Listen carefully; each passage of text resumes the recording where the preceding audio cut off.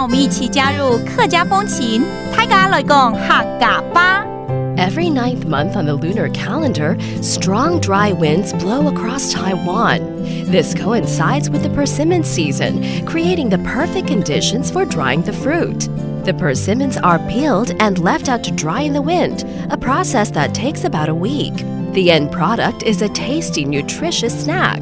The striking image of platter after platter of persimmons turning entire villages a golden yellow has become a popular subject for photographers.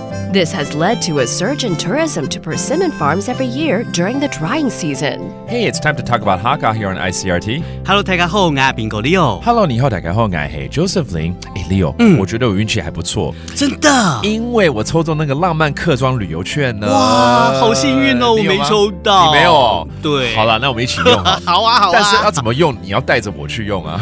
这个其实还蛮好用的哦，因为它现在就是把这个农业跟旅游结合，或是农业跟教育来结合的方式哦，推着很多客家的一些特色的产品，像这个新竹啊，有一个东西啊，那个一颗一颗的，很漂亮，那个柿饼吗？柿叶饼哦，我喜欢柿叶饼。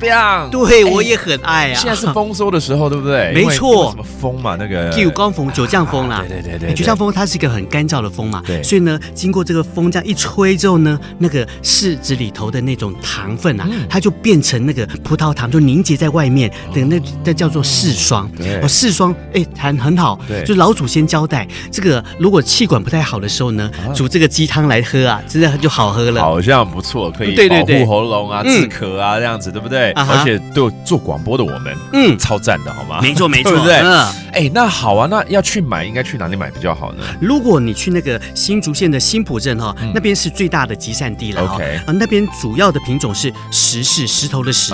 那石柿的果实比较小，然后它的甜度比较高。还有另外一种哈，就是苗栗公馆的柿饼哈，它是用牛心柿做的，因为牛心柿比较大哦，放在那个盒子里头啊，一颗一颗的，哇，好漂亮哦！送礼自用两相宜。那我们赶紧去买，然后祝福大家事事如意啊！没错，真的。好了，我们教几个单字了，包括这个柿饼 persimmon cake， 柿叶饼 ，OK，and right now it's harvest season， 就是丰收。后年冬就是好年冬咯。对，没错。That's a harvest. And then it's a romantic trip actually. 浪漫怎么说呢？浪漫。There you have it. If you have won some of these coupons, go use it, all right?